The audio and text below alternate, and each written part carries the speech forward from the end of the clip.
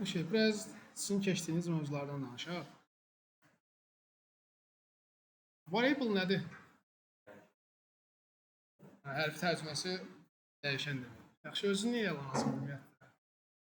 Variable niyə var ki ümumiyyətlə? Yəni o mənə qazandırır.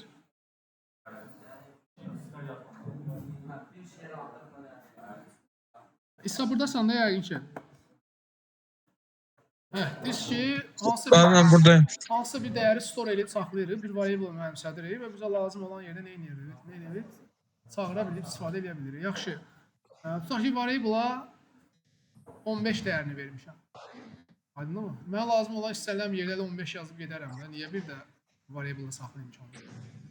Məsələn, int. Data type-la mövzusu keçmişikmi? Geçmişe tatlılar. Okey, int deyirəm ki, hə? Yes. Hələ ki, kifayət. Deməli, int num təyin elədim. Dəyər neçədir? 12. Demək ki, buradakı birinci hissə nədir? Data type. Aydın mı? Yes. İkinci num nədir? Dəyişənin variable adı. Aydın mı? Bir də nədir? Operator var burada. Hansı operatordur bu? Mənsuretmə operatorudur. Bu da nədir? Variable'ın dəyəridir. Aydın mı? Yəni mən istənilən yerdə çağırıb namı istifadə edə bilərəm. Məsələn, ehtiyac olmadıqca mikrofonu bağla. Yaxşı. Gəl bura namı yazdıra bilərəm. Ekranda nəyə görəcəm? Ctrl F5 eləsəm 12-ni görmüş olacam. Yaxşı, mənə 12 lazımdırsa, istənilən yerdə gəlib bura 12 də yaza bilərəm.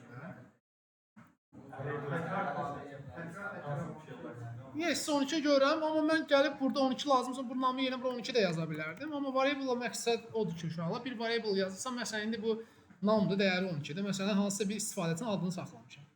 Və aşağıda hər yerdə o istifadəçinin adını yazsam bir-bir, səhərsin o dəyişməli olsa deyib nə edəcəm? 100 dənə yerdə 100 dənə yer hamısını dəyişəcəm. Bir də var ki, məsələn mən bu 12-nin dəyərini 10 eləmək istəyirəmsə, bunu buradan nə edəcəm? Rahatlıqla burada bunu 10 eləyəcəm və lazım olan yerlərdə 10 dəyərini görəcəm. Aydındır mı? Yəni bunlar variable'ların bizə verdiyi üstünlüklər. Bir də uşaqlar, burada yazdığımız bu variable'lar proqram işə düşəndə harda mövcud olur? Sadəcə RAM-da. Yəni müvəqqəti yaddaşda mövcud olur və proqram sönəndə, məsələn, rekord. Onu, yəni yox, elə bir şey eləməyəcək. Yəni ən az 30 olacaq, 40 olacaq, arada yadımdan çıxıb 1 saatda keçəcək. Yəni o elə bir məcburiyyət deyil ki, oturaq 15-15 oynayaq da, aydındır mı? 15 dəqiqə bax, qoy get gəl, sonra 15-nə bax. Yəni təşki dərdin, problemin olsun, o nədir? Okey, gəldik bu məsələyə. Yəni bu variable təyin edirik. İstənilən yerdə bunu çağırıb nə edə bilirik? İstifadə edə bilirik və buradakı proqram işə düşəndə variable'lar RAM-da saxlanılır. Onların RAM-da saxlanmağı necə saxlanılır, ondan da danışacağıq. Bunun da arxa planı var. Bunlar bilmək lazımdır, soruşurlar. RAM-da necə qalır bunlar? RAM-ın harasında qalır? RAM SI-yə bölünür. Aydındır mı? Yəni bunları danışmışsınız, yoxsa yox? Yəni bundan danışacağıq. Bunlar bizim gələcək mövzularımızdır. İndi kimsə bilirsə belə, hələ ki sakit qalsın, vaxtı gəlində eləyəcək, bundan danışacağıq. Deməli, bu data tiplərdir.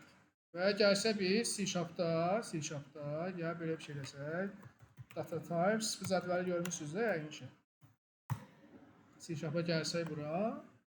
Burada data tiplərin növləri var. Aydındır mı? Və bu data tiplər özü uşaqlar bölünür neçə qrupa? 2 qrupa. Value'lar, bir də referanslar. Bura nə edəcəyik? Qaydacağıq. Xüsusi bir mövzumuz var burana bağlı. Uşaqlar var burada, məsələn, simple type'lar burada ayrı. Bunların hamısını bir-bir keçəcək.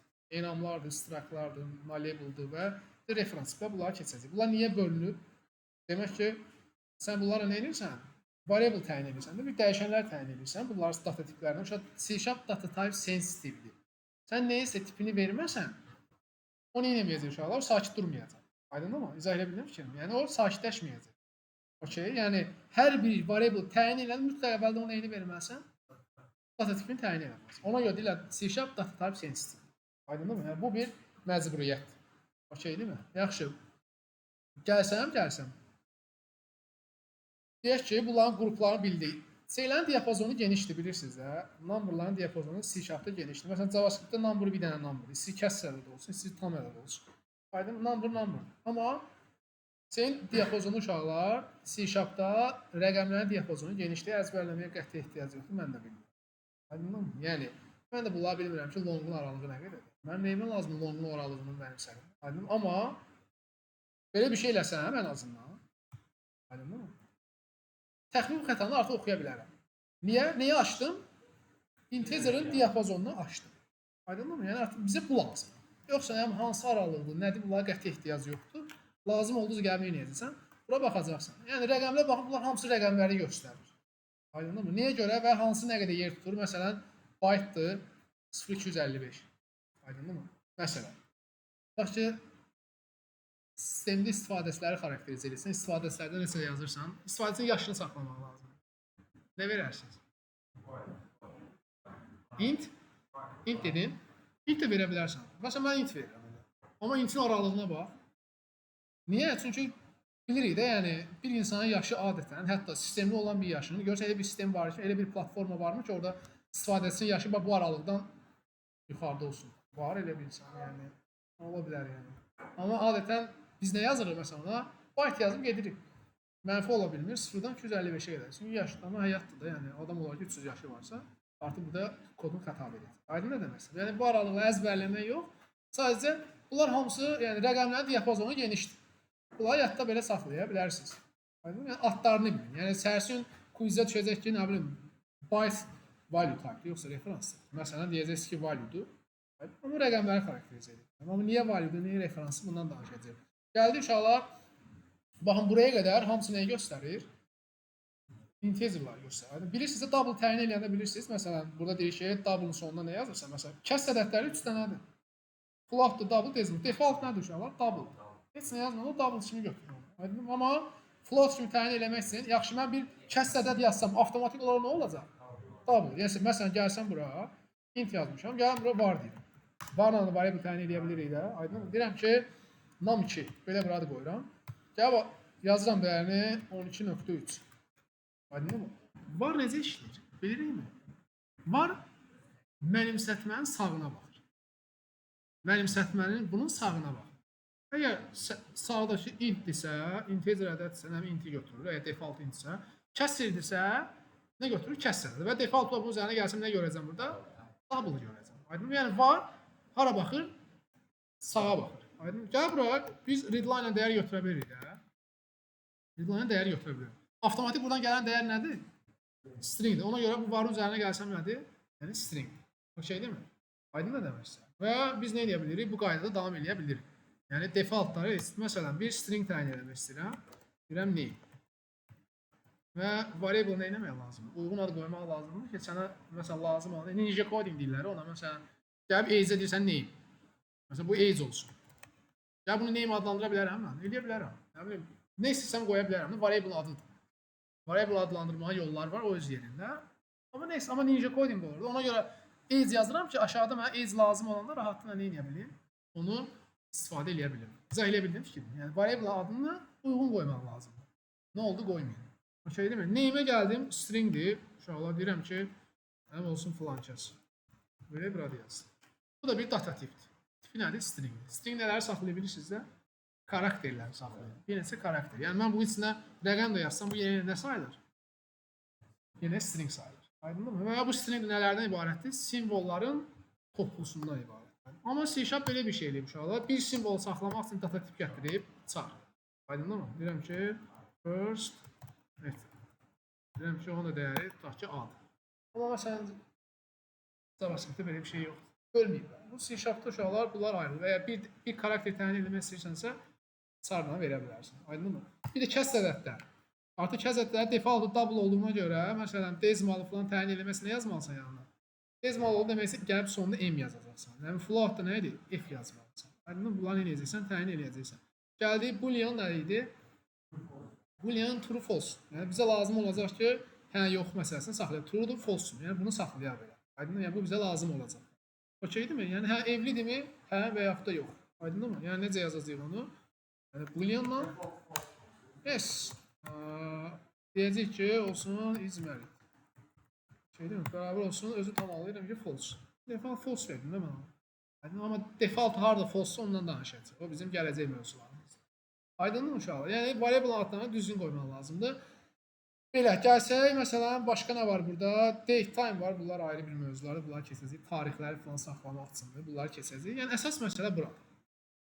Əsas məsələ budur ki, yəni bura bizim arzulıqlarımızdır. Yəni biz nə edəcəyik uşaqlar? Bir də belə bir anlayış var ki, built-in type'lar var. Built-in type'lar. Built-in type'lar ümumiyyətlə kodun içində nə yazırsansa, nə gəlirsə sənə. Məsələn, int mən yaratdım burada hardasa xüsusi bir yerdə.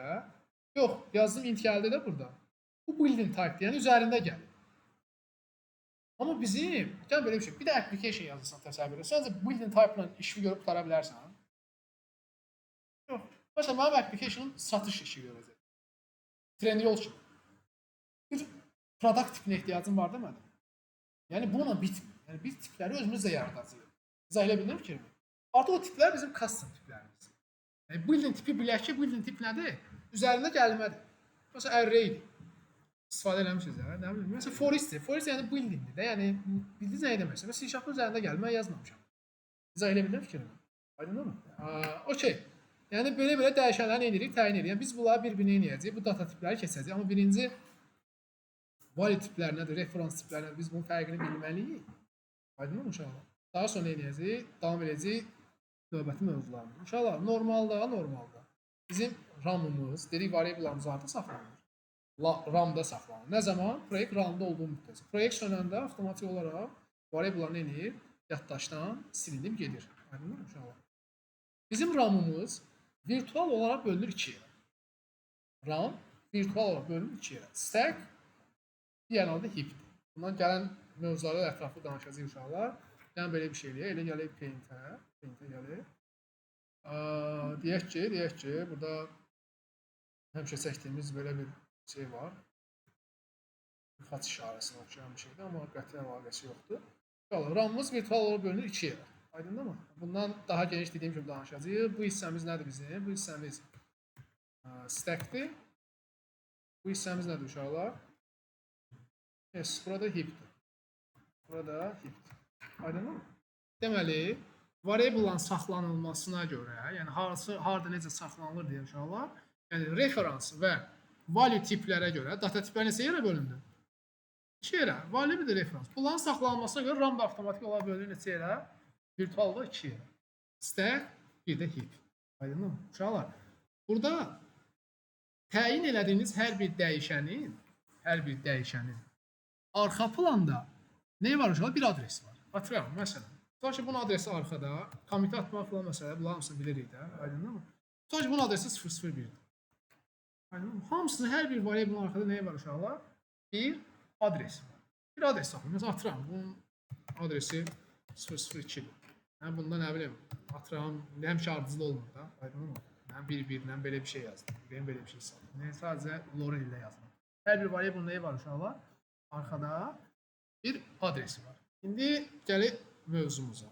Uşaqlar, dedik data tiplər 2 yerə bölünür. Value, reference. Amma bunlar RAM-da saxlanılmağı fərqlidir. Sırf bu özəlliklərə görə, yəni verdiyimiz bu variable'ların RAM-da saxlanılmasına görə RAM-ımız bölündü neçə yerə?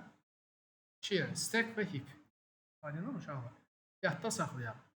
Value tiplər, value dəyişənlər, yəni hansılardırsa, ilkin olaraq buradan əzbərləməyə çalışa bilərsəm, əzbərləməyə hələ ki ehtiyac yoxdur. Çünki bunlar keçəcək. Burada gördükləriniz hamısı nələrdir? Yəni demək bütün integerlər, baxın yazıb da bura. Aydın kəsr ədədlər olsun, char olsun, boolean olsun, hansı qrupa aiddir? Value. Enamlar keçəcək value-dur. Struct keçəcək value-dur. Nullable keçəcək value-dur. Aydındır mı? Məsələn, array'lər də keçmişsiniz, array'ləri danışmışsınız. Çoxdur. Array'lərin çox danışacağıq öz yerində.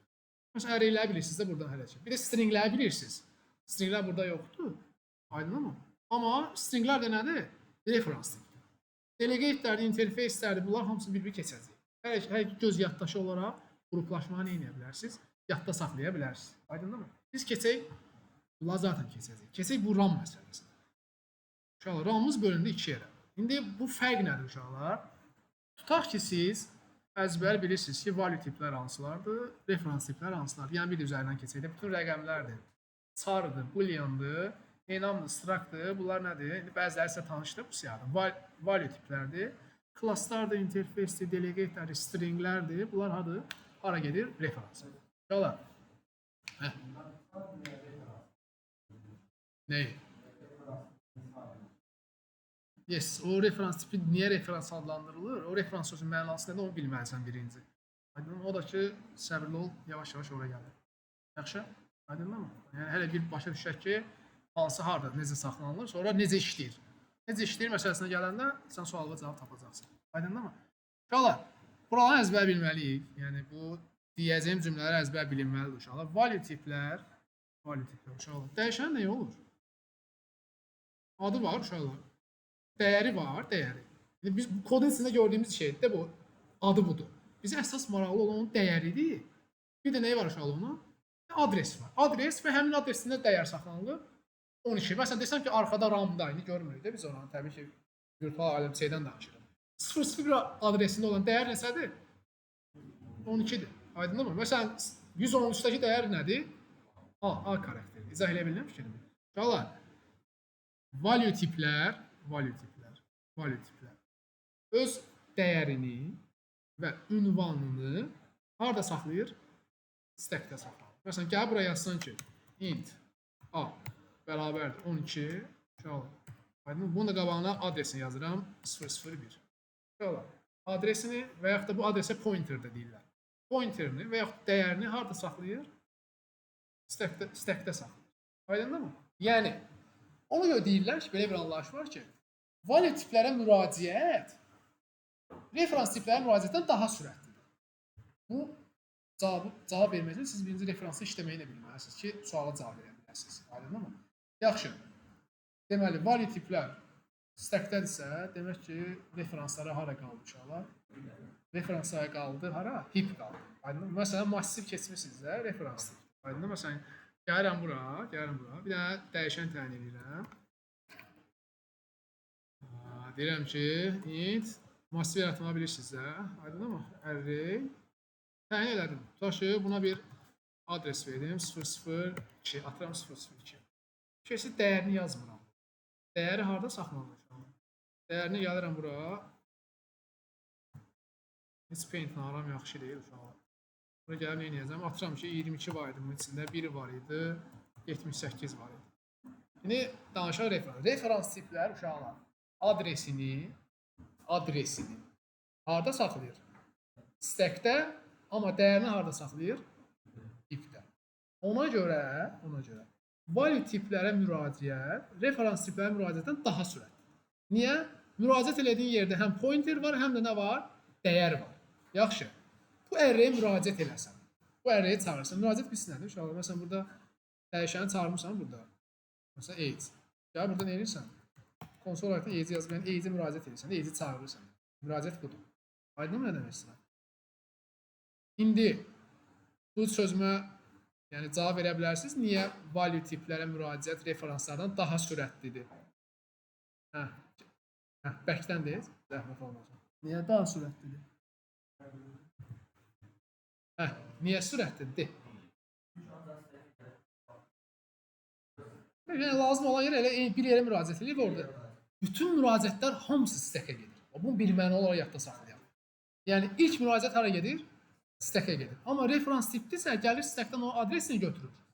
Aydındır mı? Adresini götürür. Və gedir, gəlir baxır ki, bu adresə buradakı dəyər uyğun dəyər hansıdır? Gəlir görür ki, array-də 22.178-dir. Bilsin nəyə oxşayır bu? Biləşin ki, məsələn, Kamran buradadır. Kamran çağıran kimi deyir ki, əlini qaldırdı hətta ki, buradayam və birbaşa ora cavab verir. Bir də var ki, Kamran bir növbəti auditoriyada oturur.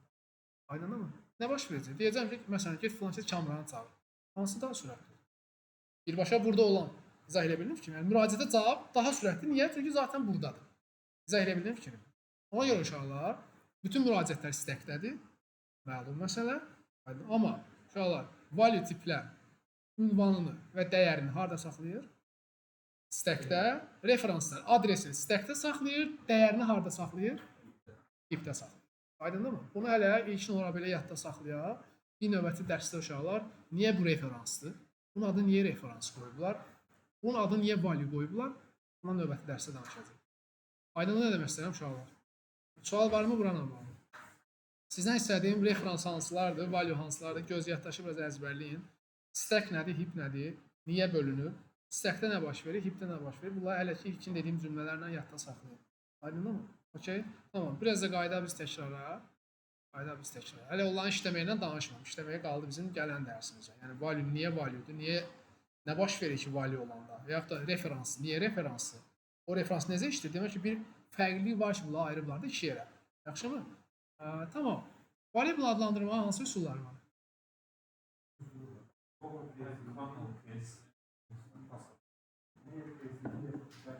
Yes. Bu hansı yazılışdır?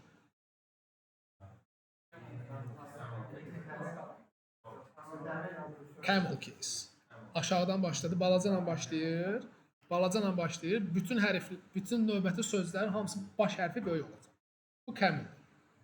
Pascal'da böyüklə başlayır. Bütün sözlərin, əgər bir dəyişən iki sözdən ibarətdirsə, bütün şeylərin hamısı neyini? Böyük hərflə başlayır. Aydındır burası.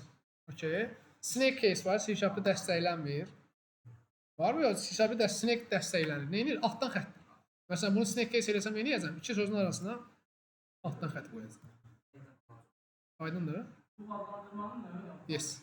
Hə? Adlandırmanın hal-hazırda sənin keçdiklərin qədəri heç bir anlamı yoxdur. İstədiyin yeni yaza bilərsən. Amma developerlar arasında bir convention deyilən bir şey var. Yəni bir developer məsələn private fieldlər, gələcək keçirsinin private nədir? Məsələn, atıram da, indi biz onu keçməmişik deyəsin. Private fieldlər altdan xəttlə yazılır. Məsələn, belə bir anlar developerlar. Ona görə kimsə bir private field yəni private fieldin nə olduğunu bilmirsinizsə, altdan xəttlə yazın. Məsələn, gələcəkdə yazdığım metodları, metodun nə olduğunu bilmirsən, ona görə deyə bilmirəm. Testlərini yazanda testlər snake case ilə yazılır. Yaxşı, mən o adı, mən bu age və ya bu first letter snake case ilə yazmasaydım, dünya dağlardı. Yazdım belə. Bir problem var. Və yaxud da sildim o elədim camel. First letter camel elədim. Və yaxud da gəldim elədim bu nə? Pascal. Dünya dağılır ki belə yazam. Yox, amma hansı harda istifadə olunur deyilən bir şey var. Amma məcbursanmı? Yox. Yəni bu sözə sadəcə deyəcəm ki, metoddan adları, klassların adları nə ilə yazılır? Pascal case ilə yazılır. Aydındır mı? Amma bu bir conventiondir. Balacan yazsam dünya dağılacaq, dağılmayacaq. Bu sadəcə developerlar artıq qəbul eləyib ki, klassların adı, məsələn bu klassın adıdır proqram. Nə ilə yazılacaq? Hansı yazılışdır bu proqram? Pascal case, yəni böyük hərflə başlayır. Əgər bu iki sözdən ibarət olsaydı, nə olacaqdı? İkinci sözdə nə olacaqdı? Böyüklə yazılacaq. Məsələn, variable'ların adları adətən camel case-nə yazılır. Yaxşı, Pascal yazsam dünya dağılacaq? Yox. Yəni bu dəyişənlərin adlandırılmasına məcburiyyət yoxdur. O sadəcə ümumi bir yanaşma var. Aydındır mı? Yes, yəni sən deyirlər ki, developerlar dəyişənləri belə yazır. Yəni artıq avtomatik olaraq bir yerə gəlib çatacaqsan ki, sən bunu belə yazanda ürəyin sıxılacaq. Aydın nə demək istəyirəm? Bunu belə yazanda ürəyin sıxılacaq. Deyəcəksən, hayda bu nəsə mənim ürəyimi sıxır. Avtomatik adı bir yerdən sonra anlayış yaranacaq. İşləyirmi, işləyir, dünyada o, age yazmışam, işləyir. Amma eləmir, gəl biləcəksən ki, nədir, hər kəs bunu camel adlandırır, sən gəl bunu yazacaqsan, camel case-lə yazacaqsan. Yes, ay sağ ol, yəni bir yerdən sonra elə. Nə üçün? Uzunluq? Hə.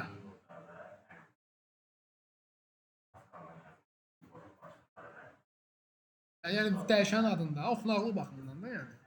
Yes, oxunub, yes. Amma bir məsələ var. Sən bu dəyişənin adının uzunluğu nə qədər uzun olsa da, sən onu, məsələn, fərqi yoxdur. Və yaxud da sətr belə olsa, variable'ın adını artıq bundan kənara çıxartmayacaqsın. Yəni demək istəyirəm ki, ondan asılılığı yoxdur da. Yəni o asılılığı bir növ unut. Aydın nə demək istəyirəm? Sadəcə məqsəd nədir? Variable'dırsa nə yazacağıq? Camel case yazacağıq. Yaxşı. Niyə? Çünki hamı belə yazır.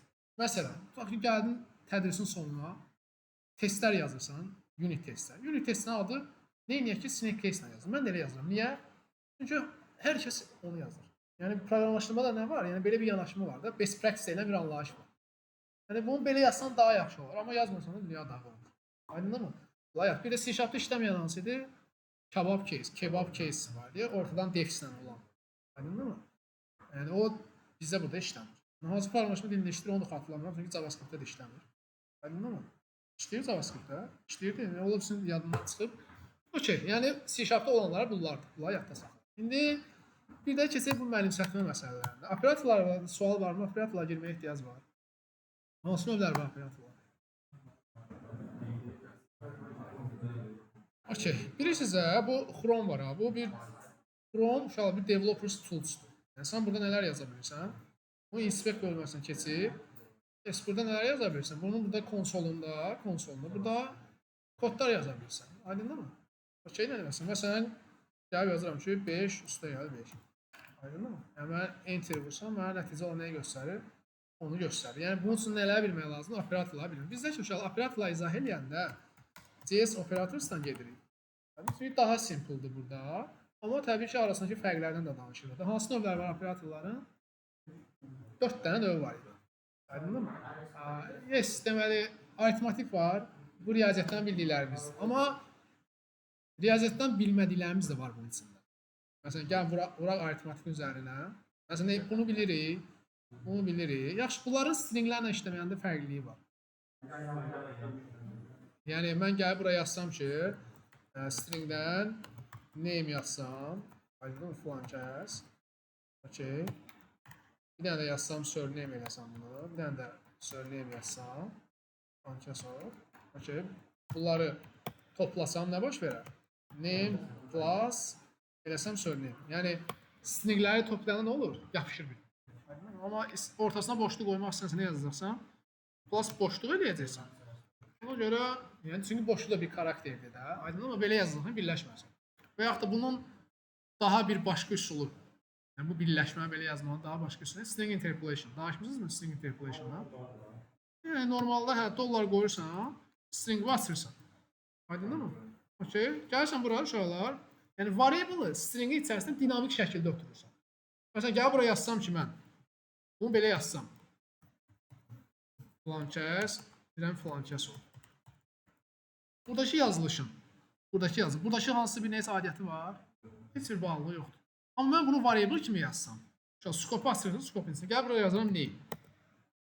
Onun içərisinə artıq gəl bura plus boşluq yazmağa ehtiyac yoxdur. Nə qədər istəyirsən boşluq qoy özün. Və yaxud da bir dənə qoy. Scope'ları az, bura nəyə birləşdir? Söyləyim. Bu bir siz nədir uşaqlar? Bir sizə dırnaq açılıb, dırnaq bağlanırsa, bu hər bir halda hansı data tipdir? String. Yoxsa bu yazılış stringi içərisinə datanı dinamik şəkildə ötürmək. Nə demək bu dinamik? Mən bu name'i burada dəyişsəm, buradakı output nə edəcək? Dəyişəcək. Bunu Ctrl F5 eləsəm, görəcəm nəyi? Filan kəs olur görəcəm də. Razıyıq mı? Gəlsək baxsaq bura. Ctrl F. Run olunmu bu? Gələ baxsaq. Filan kəs. Amma mən gəlsəm, bir dənə bunları bağlayayım. Gəl buradan name'i dəyişsəm, aydındır mı? Avtomatik olan nəticə nə edəcək? Dəyişəcək. Yəni bu string interpolation bildiyi nədir? Yəni stringin içərisində variable dinamik şəkildə ötürmək. Sual var mı ona bağlı? Aydındır mı? Baxın uşaq.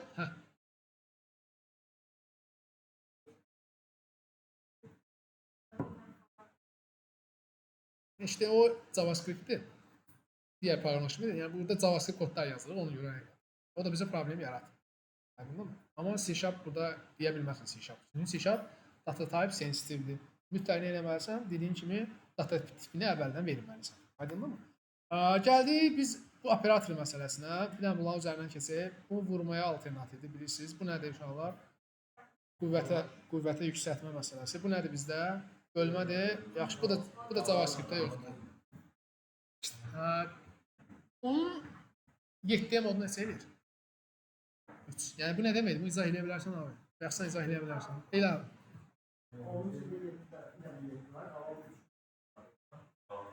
Daha yaxşı izah verə bilərsən məncə. Hə, deyə bilərsən abi sən.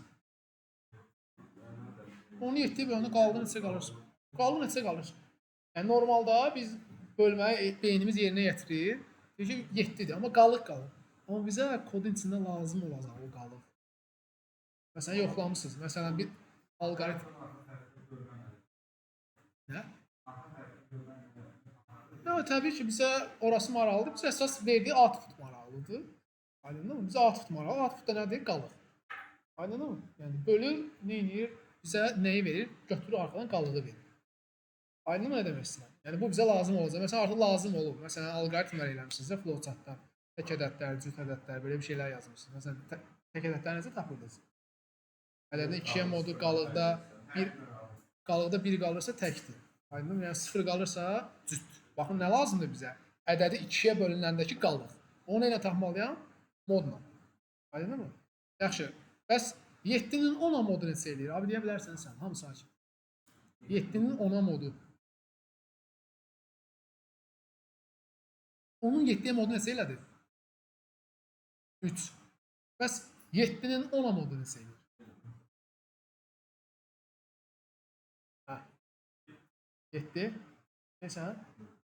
7. Yəni uşaqlar, bunu belə yadda saxlayaq. Kiçik ədədin böyük ədədə modu kiçik ədədin özünü verir. Yaxşı? Yəni, bu nəzərə olaraq belə yadda saxlayaq. Kiçik ədədin böyük ədədə modu kiçik ədədin nəyini verir? Özünü verir. Yaxşı?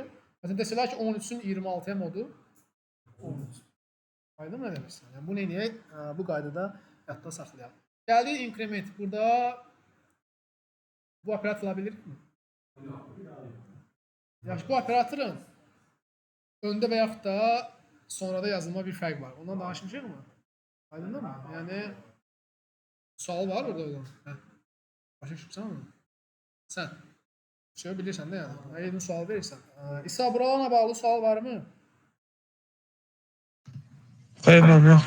Şey, gəldi assignment. Assignment nədir uşaqlar? Neysə yanında bərabər görürsünüzsə, quizdə zətdə düşürək hansı assignment. Yanında bərabər gördünsə, onlar hamısı nələrdir? Assignmentlərdir. Aydındır mı? Məsələn, bir bərabər. Əslində bizə bir növ riyaziyyatda deyirləri anladıblar. Aydındır mı? Yəni yazırıq ya, məsələn, nə bilim, A bərabərli 5. Deyirlər A neçədə deyirik 5. Amma A əslində 5 deyilən bir şey yoxdur. Sadəcə A-ya nə mənimsədilib? 5. Amma A-ya 15 də mənimsədilə bilərdi. Yəni A 5 deyil. Amma yəni cümlə olaraq belə deməli. A 5 deyil. A-ya nə mənimsədilib? 5. Yəni əslində o bərabər, bildiyimiz o deyir, nə bilim, filan şeylər bir-birinə bərabər, o bərabər deyil. Aydındır mı? O mənimsətmədir ki, buna A-ya 5 mənimsədilir. Yəni, bir də uşaqlar, bu bilirsinizsə ən qısa yazılışlarıdır. Aydındır mı? Məsələn, gəlib bura yazırsınız ki, nə bilim, 10 plus bərabər, ya belə eləyək də, gəlin başdan gedək. Deyək ki, bir dənə nam təyin eləyək, bərabər olsun 12. Aydın, bura gəlib bilirəm ki, nam plus bərabər 2. Bu nəyin qısa yazılışıdır? Yes, bu nəyin qısa? Bu yazılış demək ki, nam bərabərdir, nam plus olsun 2. Yəni, o deməkdir ki, bu plus bərabər. Namın dəyərini üzərinə, yəni nam nəyə bərabər olsun? Özü plus 2. Və bunu da bilirsiniz ki, burada nə eləyir? Yəni, bunun alternativləri vardır. Yəni, vur bərabərdir, eyni şeydir, çıx bərabərdir, mod bərabərdir və yaxud da qüvvət bərabərdir. Aydındır mı? Bizə daha çox lazım olacaq və yaxud operatorların uşaqların qarşıladıqları nələr var idi? Logical falan var idi. Görək, burada logical falan yazıblar mı? Bu siyahıda var logical. Keçdi yuxarıda. Qarşıy. Bəlkə buradadır ya. Gəldik, logikal hansılarda heç sonra gəlməmiş, deyə bilərsinizmi?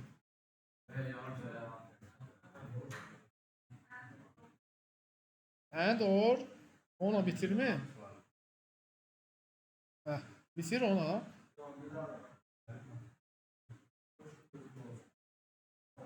Çox mal oldu, logikal.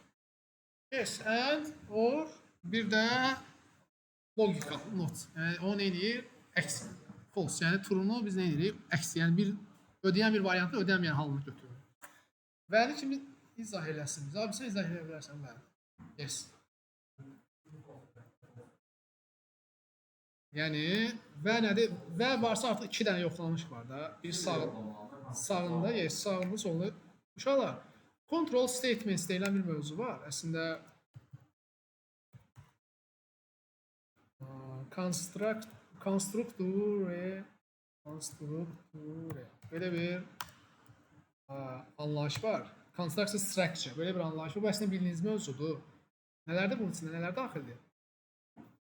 If, else, switch case, aydındır mı? Bunlar yes, while looplardır falan, aydındır mı? Bunlar bu mövzunun içərisində gedir. Amma siz if'in nə olduğunu bilirsiniz artıq. If kesmirsiniz də, yəqin ki, if'lər falan kesmirsiniz. Yaxşı. If-in içərisində mən nələr yaza bilirəm? Müəyyən bir şərtlər yaza bilərəm. Massiv də falan keçmişik də biz. Aydındır mı? Onda gəlin belə bir şey eləyək. Bir dənə massiv təyin eləyək. Int deyək ki, numbers. Massiv işarəsi nə idi? Bu idi. Massivin bir neçə yazılış üsulu vardı. Onu da bilirsiniz yəqin. Burada bərabər mən ən sadə halını keçəcəm. 22 olsun, 44 olsun 11. Aydındır mı? Okey. Gəlin belə bir şeylə biraz artıq eləyək də. Mən bunun içərisindən 11-i tapmaq istəyirəm. Yes, nə etməliyəm? Birinci, yəni bu massivin içində 11 varmı, yoxmu bunu elə tapmaq üçün o massivin içərisində gəzməliyəm mən. Razıyam mı? Onun üçün bir-bir gəzməliyəm. Sən 11-sənmi, 11-sənmi soruşmalıyam. Aydın, çünki proqram bilmir də, yəni 11-i necə tapsın. Və yaxud da içəridə biz filan kəsi axtarırıq, onu soruşmalıyıq, filan kəs kimi bir-bir gəzməliyik. Üzərində gəzməyin müxtəlif yolları var. For var. Aydındır mı? Və yaxud da for each var. Forla for each'in keçməmişsiniz for each'i. Okey. For'da normalda uşaqlar, for'u işləməyinə baxaq. Normalda initialize var. Bu initialize'dir. Initialize nədir? Mənimsətmədir. Ümumiyyətlə, declaration ilə initialize'ın fərqindən danışmayacaq mı? Declaration nədir? Initialize nədir? Yaxşı. Bu yazılış declaration nədir? Declaration. Declaration nədir uşaqlar? Yəni variable yazıb ona dəyər vermisənsə bu declaration. Yox, əgər bunu elə belə yazıb saxlamısansa, indi bunu istifadə eləməmişəm. Məsələn, gəl buraya yazım int age. Bu nədir? Ha, sən bizi qarışdırdın. Bizi qarışdırdın. Mənə də sənə onay verdim uşaqlar. Bu initialize. Yəni initialize eləmişəm də, tanıtmışam da age. Amma declare eləmişəm ona dəyərini. Yox, bu initialize'dır. Bu yazılış nədir? Bu declaration. Çünki artıq declare eləmişəm, bunu təyin eləmişəm. Cümləni düzdür, amma şeylərin arasındakı səhv. O şeydir burası uşaqlar. İndi if-in birinci hissəsi nədir? Declaration. Yəni int i yaradıb ona vermirsən. Sıfırı vermirsən. Condition hissəsi. Bu da nədir uşaqlar? Bir də operasiya hissəsi də proses hissəsi. Nə edirsən? Bir artırırsın. Aydındır mı? Yaxşı, for'un içində massiv elementlərinə nə ilə əlimiz çatır? İndekslərlə. Yəni siz bilirsiniz də, əslində burada neçə dənə indeks var? Hə, əgər elə sayırsınızsa, yəni 0, 1, 2. Əslində yəni 3 dənə indeks var. Amma siz o sıfıra rəqəm demirsiniz, sən 2-dir, amma proqramlaşdırmada elə deyil də. Aydın, onu yadda saxlayaq, 3 indeksi var. Aydın mı? Yes, çünki sən bu 22-ni buradan götürmək üçün nə yazmalısan? Mən 22-ni ekranda görmək istəyirəm, burada nə yazacağam? Numbers'ın sıfırıncısını. Yəni biz bu indeksirdir, bunu gələcəkdə keçəcək. Bu mənə neçəni verəcək? 22-ni. 1 yazsam, yəni indeks lenzdən bir vahid kiçik. Lenzi neçədir bunu? Lenzi 3'dür. Aydın, amma ən böyük indeks neçədir bunu? 2. Aydın nə deməkdir? Demək, indeks lenzdən bir vahid kiçikdir. Və massivin içərisindəki elementləri götürmək üçün biz nə edirik? Ona indeks yerinə müraciət edirik. Aydın mı? Və indeks tanımlıq. Okey deyil mi? Və 0 yazsam mənə şey verir. İndi yaxşı. Burada mən massivin içərisindəki bütün ədədləri görmək istəyirəm. Nə yazacağam? Massivin adını, çünki ora müraciət edirsən axı. Yes, bura i yazacağam. Çünki hamısını göstər. Çünki loop necə işləyir və bu for necə işləyir? Fordakı prosesləri ardıcıl deyə bilər bir nəfər. Abi deyə bilərsən sən. Sən. Sən də abi.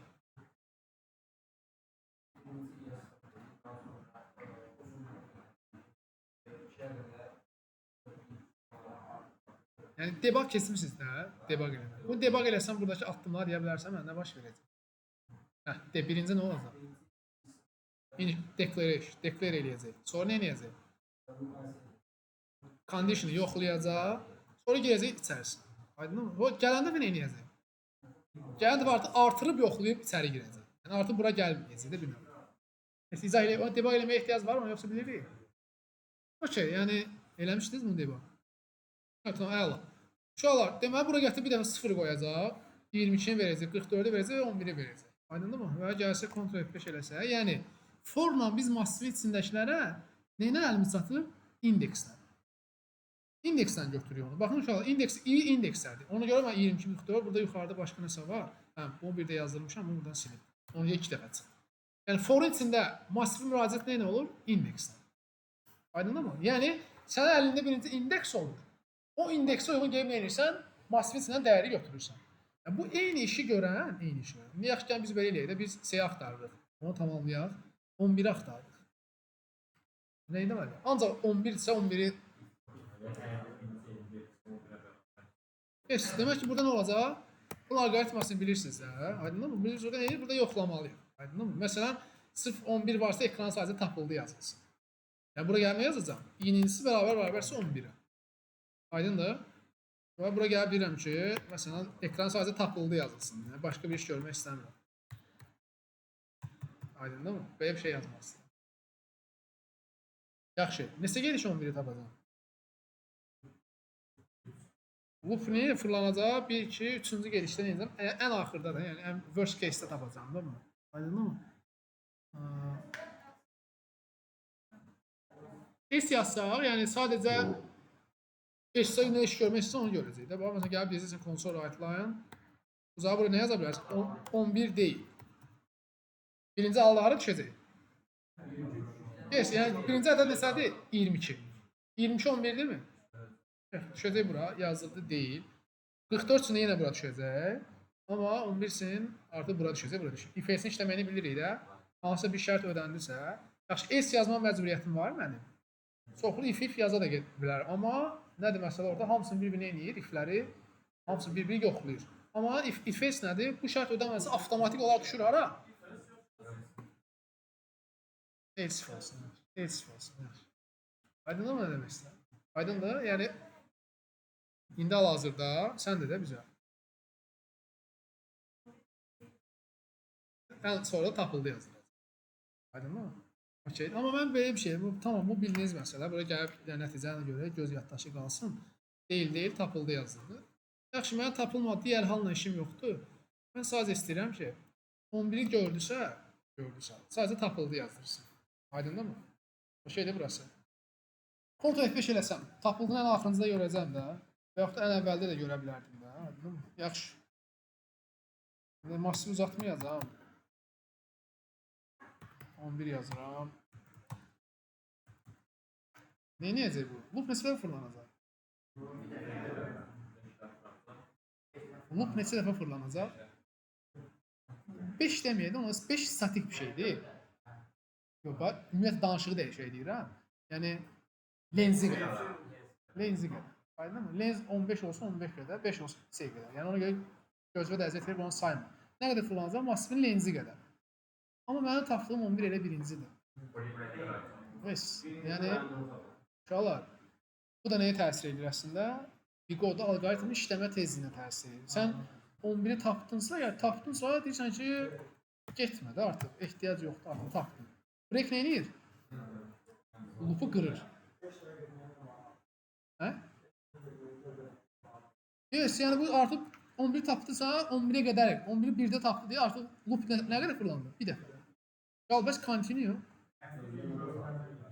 Yes, continue sadəcə nə edir? Görməzdən gəlir. Yəni, əgər neysə ignore, məsələn 11-dirsə, ya buraya yazıram ki, continue. Bu nə deməkdir? Yəni, uşaqlar, continue'dan aşağıdakı kod sətirləri oxunmur. Nə edir? Continue görən kimi qayıdır hara? Loop'a. Əgər sən bura nəsə yazmışsansa, yəni yəqin rəngi bax solacaq. Yəni rəngi soldu. Niyə? Deyir ki, continue'dan aşağı heç vaxt oxunmur. Bir loop continue gördüsə qayıdır yuxarıya. Aydındır mı? Gələcək bura. Tutaq ki, indi biz burada 11 şey yazmışıq da, 11 yazmışıq. 11-i tapdı. Gələcək bura. Continue görən kimi salam yazdığımız gedəcək hara? Qayıdacaq loop'a.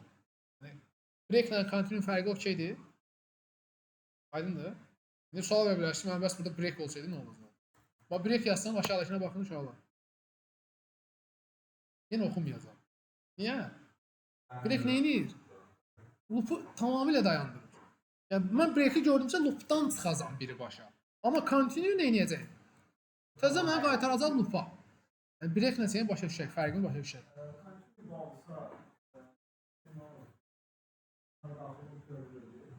Sadəcə 11-dəki halı ignore eləyəcək. Sonra da ki, işləyəcək arxada, amma ekran heç nə yazdırmayacaq. Çünki şərt 11-də axı ancaq. Bu mənasızdır. Buradakı konsept mənasızdır. Yəni o dilimizə uyğun gəlmir. Hə? Ha, yes. Yo, öyle var idi. Haberden var. Yani deyir şey, bunu buraya yazma mənasızdır. Zaten deyir, continue gördümsə deyir, mən birbaşa buradan gedəcəm bu. Yəni aşağını oxumayacağam. Ona görə yazmağım mənasızdır. Yazma deyir. Aydın mı deməksə? Yəni yaxşı bir özəllikdir əslində. Yəni bir növ bizə deyir ki, gəl bura baxsan unreachable code deyəcək. Ki yəni bu əl çatan deyil. Yes, gəlsən bura unreachable code deyəcək inşallah. Tamam, yəni biz onu eləməyəcəyik, görməyəcəyik. Okey deyilmi? Gələcək. Yoxsa yazılır da axı burada məsələn. Hə, yes də burdadır. Yəni biz bunu görməyəcəyik. Aydındır mı uşaqlar? Yaxşı. Danışaq eyni işi. Deməli formla indekslərin sayəsinə dəyəri götürürük də. Aydındır mı? Bir də var bizdə uşaqlar for each. For each birbaşa massivin üzərində dönür. İndeksə ehtiyac yox. Birbaşa massivin üzərində dönür. Məsələn, for rəqəmlər üzərində dönür, amma 11-i götürmək üçün neyini verməlisən? Məsələn, bu 11-i götürmək üçün nə verməliydin ona? İndeksini verməli. Forda deyir, ona ehtiyac yox. For deyir ki, mən neyi lupa salacam? Deyirəm nəyi? Bu massivi lupa salacaqsan, aydın mı? Deyir ki, hər bir dəyişəni mən nəyə kimi götürürəm? Item. Məsələn, mən deyirəm num kimi. Bu num siz nədir? Num bir dəfə 11 olacaq, bir dəfə 56, bir dəfə 77. Bu da o nədir? Normal data tipləri də buna. Var bizim üçün ən ümumidir. Yəni varından danışacağıq ayrı. Mən sırf bilirəm ki, massivin tipi nədir? Int isə içindəki dəyərlər ancaq nə ola bilər? Rahatına gəlib bunu eləyə bilərəm. Int yaza bilərəm. Amma adətən önəmsəmirik. Var çünki bütün məsələni qarşılayır deyə. Var qalır. Amma siz konkret daha tərtəmiz kod yazmaq istəsənsə, bunun tipini belə yaz. İndi uşaqlar, gəlsəm console write-line-a for içində indeks yazırdım. Birbaşa nə yazacağım? No. Çünki loop'un birinci halında bu nə olacaq? 11, gəlin dəfə 56, bu qaydadır. Yəni, for ilə for'un fərqi, bir içərisindəki o məsələləri var, condition yoxlama məsələləri var, aydındır mı? Yəni, for içində condition var, o nə edir? Sadəcə verirsən ona döngü edir sadəcə. Amma normalda nə qədər fırlanır? Amma bunun içində özü arxada işlədir o condition, o özü. Çünki nə qədər fırlanır bu? Bu lenzi qədər fırlanacaqdır yenə də bu. Yəni, lenzi içindəki elementlərin sayı qədər. Aydındır mı? Amma birbaşa elementlərin üzərində gəzir. İndeksə ehtiyac yoxdur. İndeksə ehtiyac yoxdur. Yəni, burada götürdüyün nam birbaşa bunun elementləri olur. Bir dəfə 11 olur, bir dəfə 56, bir dəfə 77 olur. Və bu qaydada nə edir? Davam edir, gedir. Aydındır mı? For each-dən deməzdim. Burada sadəcə içərisində indeksi var. İndeksi, məsələn, burada mənə indeks lazımsa indeksi var burada. Yoxdur. Aydındır mı?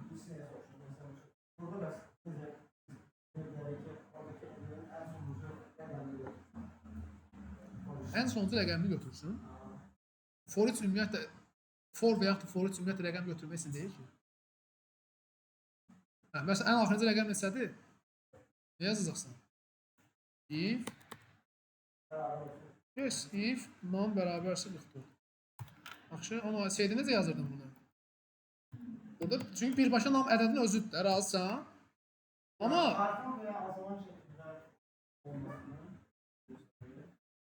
artan azalan şəkildə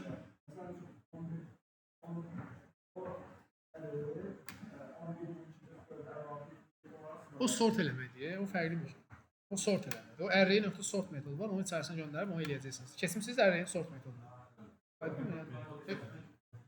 Ümumiyyətlə, hə, danışacağıq, onlardan danışacağıq. Növbəti mövzularımızda arraylər bizim ayrıca bir mövzumuzdur. Yəni, necə işləyir, yapısı necədir arxada, nə baş verir arxada, ondan danışacağıq. Ola bizim data structure mövzularımızdır. Gələcək, hələ ki, ilkin anlayışlardır. Aydındır, for-la for-each-in fərqi uşaqlar. Aydındır mı? Səncə? Yox, for-each yox. Təkcə massivlə bitmir. For-each, indi mənim biraz qabağa aparmış olursan, hər şeyi for-each-ə salmaq olur. Aydındır mı? Yalnız bir case var ki, o case'i ödəyənlərdir. O da nədir uşaqlar? Əgər sizin array'iniz, bu array'dir də uşaqlar. Array'də ki, arxada deyəcəm miras alır, deyəcəksiniz miras nədir? Bəziləri kimsə eşidmir uşaqlar. Siz nə eləməlisiniz? Enumerable interfeysini implement eləməlisiniz. Onun get enumerator metodunu götürməlisiniz, beyinlər yanında. Yəni, demək istəyirəm ki, gələcək mövzu. Yəni, hər şeyi lupa salmaq olmur. Aydındır mı? İzah edə bildim fikrimi. Hər bir şeyi lupa salmaq olmur. Niyə? Ancaq o mənə dediyim o case sonraki hələ var, 3-4 dərs var o. Aydındır mı nə demək istəyirəm? Yəni case edə bilirsən. Massivdə lupa istifadə edə bilirsən. Yəni lupa sala bilirsən. Yəni for istifadə edirsən, for istifadə edə bilirsən. İstifadəsi bizim gələcək dərslərimizdə görəcəksən. Aydın məsələ heç fərqlənir, yes, təbii fərqlənir görəcəksən. Yəni əgər bir dəyəri indeks ilə müraciət edəcəksənsə, aydındır mı? Məsələn, bayaq yoldaşımız deyir, məsələn, ən axırıncısını götürmək istəyirəm. Yəni, burada ən axırıncısını gözünlə görüb ən axırıncısını götürə bilirsən, yox. Amma for-da ən axırıncısını nə edə bilirsən? Yəni indeks ilə götürə bilirsən də normalda. Aydındır mı? Yəni bilirəm bunun da ən axırıncısını burada kənarda götürə bilərsən. Necə götürə bilərsən? Götürmək istəyirəm. Last name. Yes. Necə götürəcəm? Deyəcəm ki, numbersın, amma bunun indeks yerdə də 0 neyinir? Birinci götür. Deyəcəm ki, yes, numbersın nöqtə lenzi minus nəyi ver mənə? 1-i 1. Ən axırıncı, amma bunun bu yazılışın for və ya for içi adiyyəti yoxdur da. Aydın nə demək istəyirəm? Əgər üzərində döngə elədiyin elementlərin indeksi sənə lazımdırsa, məsələn, belə bir sual verirəm sənə. Massivin indekslərinin cəmini tap. Massivin içərisindəki indekslərin cəmini tap. Nə yazarsan? For yazarsan, for içi yazarsan. Yaxşı. Nə yazaq for içi? Deyirəm ki, for içi. Cəmi tapması neyinirdiniz? Int, biz sum yazırdınız. Aydındır mı? Şey değil mi? Sum yazıb, buraya yazıram bir default. Nədir bu default uşaqlar? Eğer bu sum'un default'ı, intezin default'ı nədir? 0 kimi görəcək onu. Aydındır mı? 0 kimi yazıb, buraya yəni elə bir belə yazmamla, bu yazmam arasında heç bir fərq yoxdur. Aydındır mı? Okey, yaxşı, mən 0 yazdım. Burada nə yazırdınız? Sum plus bərabər indekslərin cəmi, hanı indekslər? Var? Yoxdur. Yox, yəni mənə burada indekslər lazım. Olsun, neynəməliyəm? Ekstra alqoritm yazmalıyam da. Aydın, məsələn, neynəməliyəm? Gəl bura deyərəm ki, int count olsun 0. Aydındır mı? Okey değil mi burası? Sum deyər ki, plus bərabər olsun nəyə? Count'a. Amma məcbur count'u indeksini saymaq üçün count'u burada neynəməlisən? Plus, yəni görürsünüz, ekstra alqoritm yazdım. Amma for'un içində zaten nə var? I var da. I var da, yəni birbaşa I var. Aydın nə demək istəyirəm? Yəni, təbii ki, çox for istifadə edəcəyik. Niyə? Çünki bizə elementlərin üzərində gəzmək lazım olacaq. Yoxlayacaq, bu filan kəsdirmi və yaxud da bu 15-dirmi, bu 16-dırmı? Aydındır mı? Yəni, stringin içərisində nə bilim, filan kəs adı varmı, yoxmu? Təbii ki, indeksə, yəni, indeks sözünə bir müraciət eləmədinsə, nə yazacağıq? For yazıb yolumuza davam eləyəcəyik. Aydındır mı uşaqlar? Sual var mı burana bağlı? Okey, yoxsa bir sualı mən verim. Ona mən yekunlaşdıracağam. Son bir saatı lab eləyəcəksiniz. Verim sualı. Mənim kompüterimdə mənimlə müzakirə edin. Çünki desəm kompüter falan yandırın, bayağı vaxt gedəcək hələ ki uşaqlar. Bilmirəm müəllim verib ya yox. Məsələn, intervyuda belə bir suallar verirlər. Int deyirlər ki, nam bərabər olsun 12. Hətta bunu nam 1 deyirəm. Deyirlər ki, int nam 2 bərabər olsun 13. Aydındır mı? Yəni, deyir ki, mən console write-line'a gəlim nam 1 yazdırım. Bir də nə yazdırım? Bir də nam 2 yazdırım. Burada deyir, elə bir iş gör ki, burada, bu hissədə. Elə bir iş gör ki, to-do qoymağı bilirsinizmi? Hə? Yəni, şəxsi də bilmək yox, yəni ümumiyyətlə dərs olaraq to-do. Yəni, normalda to-do yaradırsınız, nə bilim, deyirəm, task, yəni 2 nöqtə qoyub, məsələn, normalda burada view hissəsində task list var. Aydındır mı? Bura gəlsək, yəni bu sənə sadəcə yerini göstərir ki, bu sənin içindir. Bax, sətri falan göstərir. Bu kodun böyüyübsə, böyük bir sətri göstərir burada sadəcə. Böyük bir kod sətri yazmışsan. Fayllar çox olacaq da burada, razıyıq. 100 dənə fayl olacaq da burada. Nəm JS, 100 dənə JS fayl olacaq. Sən kodu yazıb gəlmişsən, bir şey bildirib qoyursan ki özünə. Mən bunu tamamlamalıyım. Aydındır mı? O nə yaradırsan? Həmin o yerdə bir to-do yaradırsan. O şey değil mi? To-do yaradandan sonra burada to-do'ların siyahısı çıxırmı? Çıxır. Və adına baxırsan, uyğun ad qoyursan da hər halda. Və deyirsən ki, proqram CS mən bir to do qoymuşam. Yəni eləməli olduğum nə var? Bir iş var. Avtomatik bunun üzərinə vuran kimi nə edir? Aparır səni həmin yerə. Və yadına düşür ki, okey, mən bunu qeyd etməmişdim. Burada kod yazmalıyam. Aydındır burası, hə? Biz kommentdə burası qabağına to-do-nu mütləq yazmalısın. Bunu söylüyorum. Aydındır mı demək istəyirəm? İndi o şeydir burası. Başa düşmədin? Başa düşmədin sən? Okey. Tamam. Deməli uşaqlar, burada elə bir şey edirsiniz ki, mən Ctrl F5 eləyəndə proqramı burada 13 görürüm. Burada nəsə görürüm. 12. Bunların dəyərləri yerini dəyişsin. Burada nəsə görürüm 12 görürüm. Aydındır mı? Ctrl F5. Amma uşaqlar deyir ki, mən gəlib yazaram ki, burada num1 bərabər olsun nəsə 13. Bunlar keçərli deyil. Nə yazaram? Num2 bərabər olsun nəsə 12. Yəni hə, uşaqlar deyir ki, belə bir şey yazaram deyir ki, mən bunu istəmirəm. İstədiyim olur ki, uşaqlar istədiyim olur. Çünki mən burada bu 12-ni 120 eləsəm, avtomatik gəlib eləməliyəm. Gəlib burada da 120 eləməliyəm. Razıyıq. Mən yəni statik işləmək istəmirəm, dinamik şəkildə. Elə bir kod yazın ki, burada mən gəlib burada istədiyim bir rəqəmi yazıramsa, 120 yox, nə bilim 155 eləyirəmsə, səbirli olun. Mən bu proqramı run eləyəndə həmin rəqəmlər yerini dəyişsin. Aydındır mı? Qısa bir fikrim var. Bəli, var. Deyə bilərsənmi?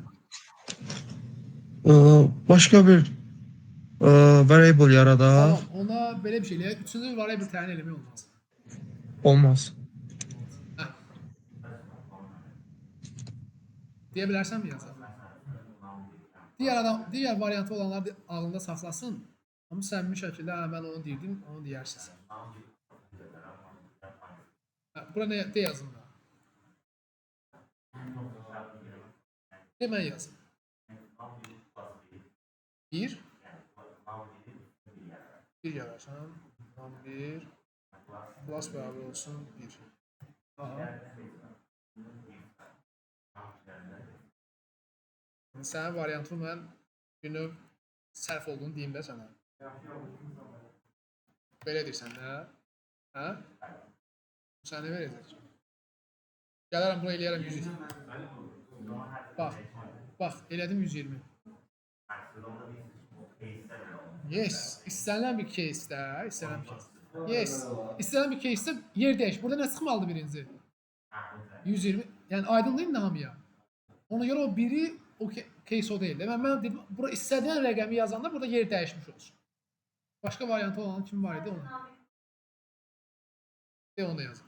Nə yazım? Num1. Yəni bu neyini yazır? Num1 plus plus. Plus plus ilə bayaqki variantda 1 artıracaq. Bu şifrə.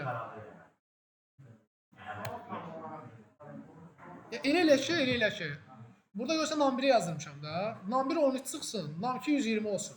Amma yerləri dəyişsin. Üçüncü variable təyin eləmək olmaz.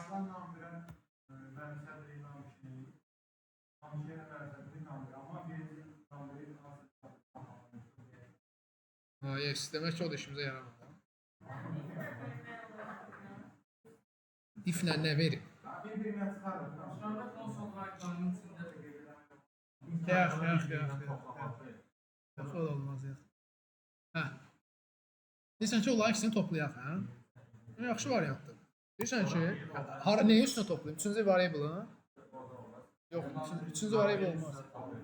Num1, əla fikir. Num1 bərabər olsun, num1 plus nəsə, num2. İkisinin cəmi hara yığıldı? Num1-ə yığıldı. İndi gəl birinci num1-in özünü dəyişək də yerini. Num2 tapaq da artıq.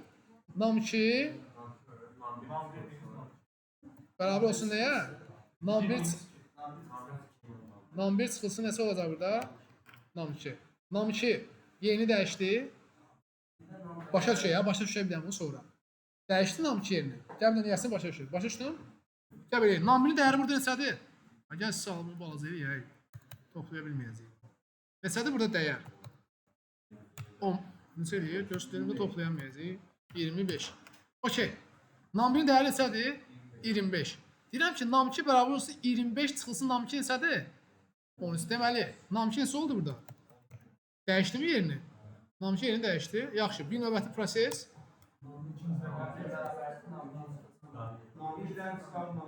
Nam 1 bərabər olsun. Belə yazsam kifayət eləyir. Aydın mı? Nam 1 neçə idi? Niyə ki çıxıyor? Yox, gəl baxaq da. Nam 1 neçədir? 25-dir. Nam 1 25-dir. Nam 2 neçədir? 12. Neçə eləyəcək burada? 13. Dəyişdim yerlərini. Dəyişdim. Avtomatik olaraq bu yazılışdan sonra yox, sadəcə alqoritm ola bilirlər ki, uşaqlar üçüncü bir variable təyin eləmək olmasın. Yəni bir-birinə mənimsətmə olmasın. Yox, fərqi yoxdur, sadəcə ümumi sual verdim. Yəni dəyişmək olmamaq şərtinə, yəni artıq bura gəlsən, bayaq sənə dedim case niyə keçərli deyildi. Bunu eləsən 11. Bilirsən, yəni yeni işləyəcək. Yeni yerlərini eləmiş olacaq. Yeni dəyişəcək. Olacaq 10-un sonu. Aydın nə demək istəyirəm? Sual varmı buranla bağlı?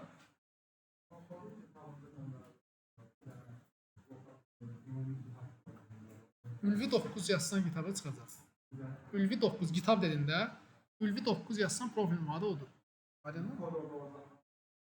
Nə kod? Hə, sən bunu kitaba atıb göndərmək. Burada səncə kitaba atılacaq qədər bir şey var. Yaz, yaza bilməsən yaz qrupa kömək elə. Yaz onu. Yaz. Sual yanında yaz qrupa yazaq. Yaxşı? Çünki inanmıram burada dəhşətli bir şey var. Gəl bir dənə fikirlər sıfırdan özün yaz. Yes. Bir variant rekordda var. Rekorda düşdü. Uşaqlar, demək Kamran,